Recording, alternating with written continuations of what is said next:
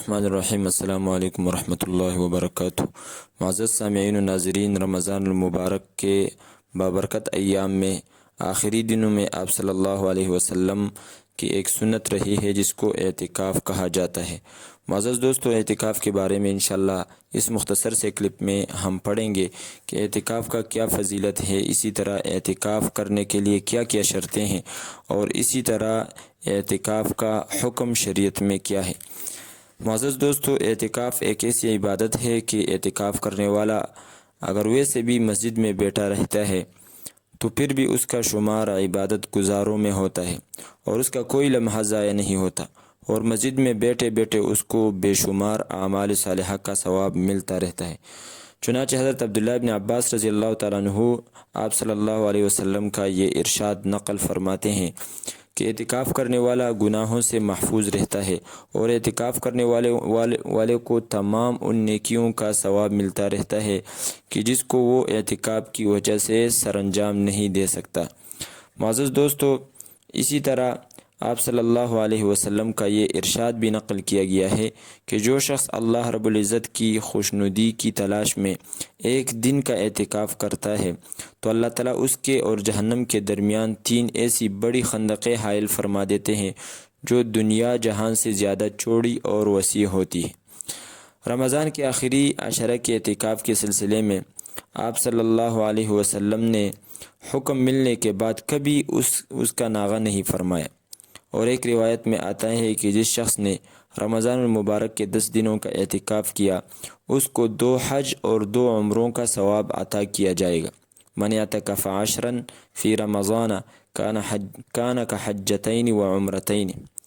معزز دوستو، اعتکاف کا حکم کیا ہے؟ دوسری بات تو معزز دوستو، ہر حکم، ہر عمل کا اپنا ایک مرتبہ ہوتا ہے اور اپنا ایک حکم اور ایک درجہ رکھتا ہے۔ احکام کے اعتبار سے معزز دوستو، یا تو کچھ احکام فرض ہوتے ہیں یا واجب ہوتے ہیں۔ فرض اور واجب دونوں کرنے میں ایک ہی طرح کے ہیں اور اس کے بارے میں پوچھ گچھ انسان سے ہوتی ہے۔ تیسرا مرتبہ عمل کا وہ سنت ہے، چوتھا مرتبہ عمل کا وہ نفل ہے۔ معزز دوستو، پھر سنت کی بھی 2 قسمیں ہیں۔ ایک سنت تو ہے کہ جس کو علی الکفایہ کہا جاتا ہے۔ سنت علی الکفایہ کا مطلب یہ ہے کہ ایک عبادت ایسی ہے کہ جس کو کسی جگہ میں رہنے والے لوگوں میں سے بعض لوگ سر انجام دے تو اوروں سے ان کا ذمہ فارغ ہو جاتا ہے، اور ایک سنت، اس کو سنت عینی کہا جاتا ہے۔ مثال کے طور پر فجر کی نماز سے پہلے 2 رکعت ہیں، اس کو سنت عینی کہتے ہیں۔ یہ ہر شخص پر ادا کرنا اس کا وہ سنت ہے۔ تو اعتکاف کا حکم یہ ہے کہ یہ سنت ہے، لیکن یہ سنت علی الکفایہ ہے۔ اس کا مطلب یہ ہے کہ ہر آبادی میں کم از کم ایک شخص کا اعتکاف کرنا وہ سنت مؤکدہ ہے۔ اگر کسی ایک شخص نے بھی یہ سنت ادا نہیں کی تو پھر پوری آبادی والے سنت کے چھوڑنے والے ہوں گے، اور اگر آبادی کی کسی بھی مسجد میں ایک شخص اعتکاف کر لے گا تو ساری بستی والوں کی طرف سے سنت کی ادائیگی ہو جائے گی۔ لیکن بہتر یہ ہے کہ ہر مسجد میں اعتکاف کا اہتمام کیا جائے، کیونکہ بعض علماء کرام نے یہ فرمایا ہے کہ ہر آبادی میں ہر بستی والوں پر لازم ہے کہ ان میں سے ایک شخص اعتکاف کے لیے وہ بیٹھ جائے۔ تیسری بات کہ اعتکاف کے لیے کیا کیا شرطیں ہیں۔ تو معزز دوستو، جو اعتکاف واجب اور مسنون اعتکاف ہے اس کے بارے میں چند شرائط ہیں۔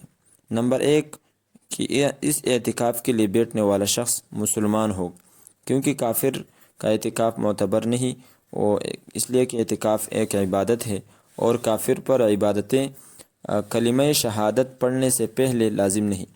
دوسری بات کہ وہ عاقل ہو، بالغ ہو، لہذا پاگل پر اور بچے پر اعتکاف کرنا سنت نہیں اور ان کا اعتکاف معتبر بھی نہیں۔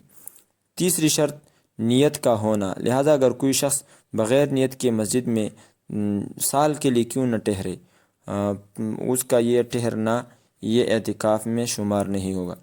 چوتھی شرط یہ ہے کہ مرد اگر اعتکاف کرنے والا ہو تو ایسی مسجد میں اعتکاف کرے جس میں 5 وقتہ نماز باجماعت کے لیے امام و مؤذن باقاعدہ موجود ہوں، لہذا ایسی مسجد کی جو ویران ہو اس میں اعتکاف کرنا، صرف اعتکاف کرنا، اس کا کوئی اعتبار نہیں۔ پانچویں شرط یہ ہے کہ جو شخص اعتکاف کے لیے بیٹھنے والا ہو اس کا روزہ ہو۔ لہذا اگر کوئی شخص بغیر روزے کے جو واجب اعتکاف ہے یا جو مسنون اعتکاف ہے اس کے لیے نہیں بیٹھ سکتا، اگر بیٹھے گا تو اس کا یہ بیٹھنا اعتکاف شمار نہیں ہوگا۔ چھٹی بات یہ ہے کہ اگر مرد ہے اعتکاف کرنے والا تو اس کے بارے میں یہ لازم ہے کہ وہ جنابت سے پاک ہو، اور اگر عورت ہے تو اس کے بارے میں حکم یہ ہے کہ یہ حیض و نفاس سے پاک ہو۔